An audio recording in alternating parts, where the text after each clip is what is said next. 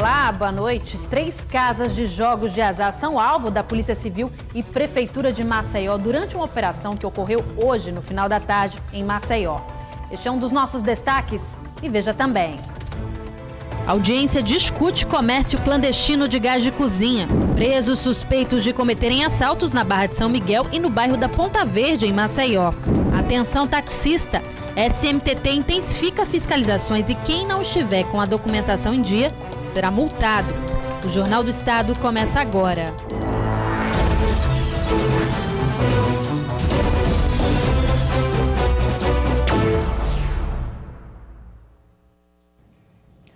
Três cassinos clandestinos foram alvo de uma operação da Polícia Civil e Prefeitura de Maceió no final da tarde de hoje. A operação da Polícia Civil ocorreu em 3 pontos de Maceió. Um deles foi na Avenida Gustavo Paiva, em Mangabeiras. O cassino funcionava neste imóvel. Só tinha acesso às máquinas clientes considerados fiéis ao jogo. A porta só era aberta após um funcionário identificar o cliente pelas câmeras. A polícia já vem investigando há alguns meses cassinos na capital. Esse, por exemplo, teve que ser arrombado para confirmar o crime. Esta mulher estava dentro do cassino. Ela alega que não estava jogando e sim veio fazer uma cobrança. Não, eu estava no banheiro, daí eu vi os barcos, eu pensava que era assalto. Por ser uma atividade ilegal, o local foi lacrado por fiscais da prefeitura, porque não tinha nenhuma documentação. A gente pode fazer o lacre de imediato porque foi constatada essa irregularidade em relação ao tipo de atividade. Até fiscais da Secretaria Municipal de Meio Ambiente participaram da operação. A gente averiguar se o estabelecimento funciona como se fosse uma atividade licenciável, né? Por exemplo, quando fosse um restaurante, fosse um bar ou então uma boate, aí no caso necessitaria de licença ambiental. Conseguimos ter acesso às dependências do cassino. Olha só o luxo, viu? Aqui são cadeiras forradas a couro, justamente para trazer comodidade aos jogadores. O clima também é agradável. Olha só a quantidade de equipamentos de ar-condicionado. Aqui dentro, você está vendo tudo isso em primeira mão aqui no Jornal do Estado, são 40 máquinas como essas, espalhadas em todo o salão. Computadores, alguns documentos e dinheiro em espécie foram apreendidos. Funcionários foram conduzidos para a sede da Divisão Especial de Investigação em Capturas. Os outros cassinos funcionavam nos bairros da Ponta Verde e Jatiuca. E a repórter Italine Marques traz outras informações ao vivo sobre essa operação. Boa noite, Italine. Eu sei que você tem uma novidade aí sobre um carro. Que novidade é essa?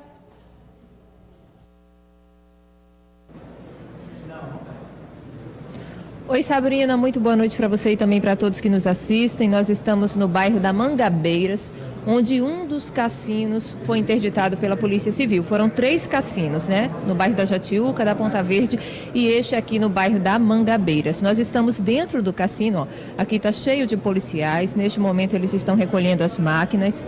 São 40 máquinas recolhendo documentos, imagens de câmeras de segurança, de circuito interno, que são provas para chegar até os donos desses locais. Eu estou aqui com os delegados que estão à frente desta operação, o delegado Fábio Costa, o delegado Caio Rodrigues e também o delegado Tiago Prado. Delegados, boa noite para os senhores. Como os senhores chegaram até essas 3 casas? Boa noite a todos. Partiu inicialmente da investigação do Núcleo de Inteligência da DEIC, que é a Delegacia Especializada de Investigação em Capturas, e aí, após levantarmos todas essas casas de jogo de azar, foi apresentado a 17ª Vara Criminal, que nos concedeu autorização para fazermos a operação de hoje. Alguém foi preso até o momento?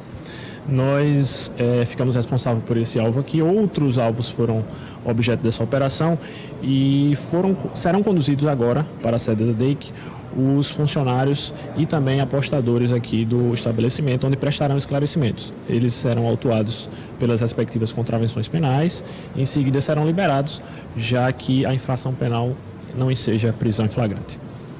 Delegado Fábio Costa, delegado, há uma relação entre essas 3 casas, que foi esta aqui da Mangabeiras, uma na Jatiuca, uma também na Ponta Verde, seria do mesmo dono? Só fazendo a retificação, na verdade foram 5 casas, né? A operação abrangeu 5 casas que exploravam jogos de azar. Essa relação entre essas casas, os proprietários, os responsáveis por esses estabelecimentos, essa relação ainda está sendo investigada e a gente espera aprofundar a investigação quanto, inclusive, a outras práticas criminosas que poderiam estar por trás da exploração dos jogos de azar. Neste momento, a polícia está recolhendo imagens, as máquinas, justamente para chegar nos donos desses locais. Exatamente, é isso que a gente espera, chegar nos verdadeiros responsáveis pela manutenção desses estabelecimentos. Obrigada pelas informações, delegados. É isto, Sabrina. Estamos aqui acompanhando a operação da Polícia Civil, uma operação conjunta da Polícia Civil e também da Prefeitura de Maceió, que interditou essas 5 casas, né? Como o delegado bem disse, eu havia dito 3, perdão, mas na verdade são 5 casas de jogos de azar aqui em Maceió. Sabrina. Italine, muito obrigada pelas informações. Se a gente tiver novas informações, a gente volta a qualquer momento com a Italine. O Ministério Público Estadual realizou uma audiência para discutir a venda clandestina de gás de cozinha. Um negócio que coloca em risco a população, traz prejuízos para os revendedores legalizados e pode acabar em prisão para quem vende o produto de forma ilegal. Revendedores ilegalizados estão tendo prejuízos com a venda clandestina. Arnaldo Soares denuncia a falta de fiscalização. Está faltando assim o trabalho conjunto, né? Bombeiro, ANP e outros órgãos que são responsáveis por essa investigação. Segundo a Associação Brasileira das Entidades Representativas das Reservas de Gás LP, Alagoas pode ter mais de 6 mil pontos clandestinos. Quem denuncia já sabe que não vai acontecer nada. Acontece de fato essa fiscalização? Aí geralmente é raro de ver. Quando eu era com o bombeiro era mais ágil, né? Se era ligar, eles iam, verificava, fosse para recolher, recolhia. E agora ficou mais difícil? Muito mais difícil. Vai depender muito dessa reunião de hoje, do povo, das pessoas que estão de frente para resolver, que é o que estamos esperando. O Ministério Público Estadual realizou uma audiência para discutir o assunto. A pessoa que for pega na fiscalização vendendo o gás irregular vai presa. Pessoas que vendem sem autorização da ANP, elas cometem crime contra a ordem econômica. Está lá uma previsão expressa na lei, podendo responder até por 5 anos de detenção. O Corpo de Bombeiros admite que a fiscalização para combater a venda clandestina do gás de cozinha quase não ocorre em Alagoas, devido à falta de estrutura. Existe uma logística para fazer essas operações. É preciso explicar, né, para poder justificar a quantidade pequena de fiscalizações. Operação muito complexa. Ela nunca vai ter fim, porque as pessoas, por mais que a fiscalização fique muito intensa, as pessoas nunca vão parar de vender porque elas precisam ganhar o seu dinheiro. Agora, como eu falei, o que é que a lei fala? A lei fala que tem que fiscalizar e que tem que aprender, mas é uma situação bem complicada. A Abragás também reconhece a falha na fiscalização. Por isso, o número de clandestinos é grande no país. O que nós precisamos é mais parceria com órgãos públicos, com o Ministério Público, com o PROCONS, com o próprio Departamento de Trânsito, que pode fazer fiscalização no trânsito com relação ao transporte irregular de gás. A população pode ajudar não comprando o produto vendido de forma irregular. O risco de incêndio é grande. De acordo com o Sindicato Nacional das Empresas Distribuidoras de Gás, é preciso ficar atento a algumas recomendações. O armazenamento de gás em um local não apropriado é muito perigoso. Então, se você é vizinho de alguém que comercializa gás e armazena gás de uma maneira indevida, você deve denunciar às autoridades. A Polícia Militar prendeu um homem conhecido como Neguinho, acusado de assaltar um posto de combustíveis na Barra de São Miguel. No vídeo, o criminoso, armado com uma espingarda, chega a pé, aborda os funcionários do estabelecimento e comete o assalto. A polícia também prendeu hoje um jovem de 19 anos, suspeito de participar de um assalto a um casal no bairro da Ponta Verde, em Maceió, na manhã de ontem. Nós mostramos o vídeo aqui no Jornal do Estado. Valdinei Valfredo dos Santos Júnior foi identificado a partir da divulgação das imagens. Ele foi preso em casa no bairro Ponta da Terra. Ele seria o que aparece mais no vídeo, o de camiseta de cor branca. Um homem foi preso hoje perto do Ministério Público Estadual no Poço. Ele tinha tentado roubar um carro próximo ao MP, chegou a apontar uma arma para a vítima, mas como vizinhos começaram a gritar, o assaltante fugiu.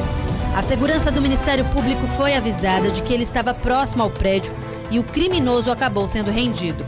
Ele jogou a arma no Riacho Salgadinho, que foi encontrada logo depois por um funcionário do MP. A Rádio Patrulha foi chamada para levar o bandido preso. Trechos da orla de Cruz das Almas e Jacarecica estão às escuras por causa do roubo de fios de cobre. O prejuízo aos cofres públicos ultrapassa R$230 mil.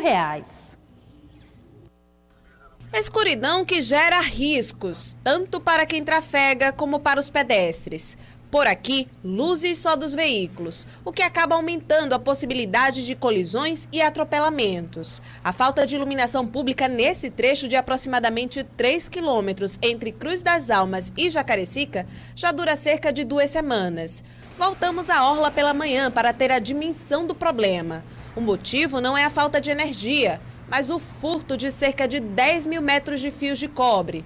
Um prejuízo aos cofres públicos que ultrapassa os R$230 mil. As pessoas deixam de ter iluminação pública, de fazer o seu lazer, a insegurança de estar aqui hoje caminhando e poder ser assaltado, do trânsito que fica complicado, você não tem visibilidade alguma, pode ter atropelamentos, e a praia que fica toda apagada, né?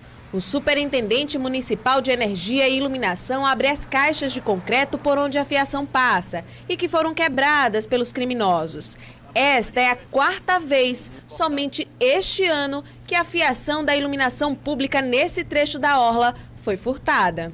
A sensação de insegurança é grande. Para evitar maiores prejuízos, o superintendente da CIMA afirma que a reposição da fiação para a volta da iluminação na região já está sendo trabalhada, mas cobra uma maior atuação policial, diante da repetição constante dos furtos. A gente precisa religar, né? Que a população não pode ficar sem a iluminação pública.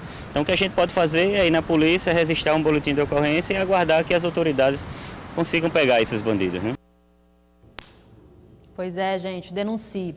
E um dia depois da reunião entre taxistas, Ministério Público Estadual e a Superintendência Municipal de Transporte e Trânsito, agentes da SMTT intensificaram as fiscalizações no centro de Maceió em busca de táxis irregulares.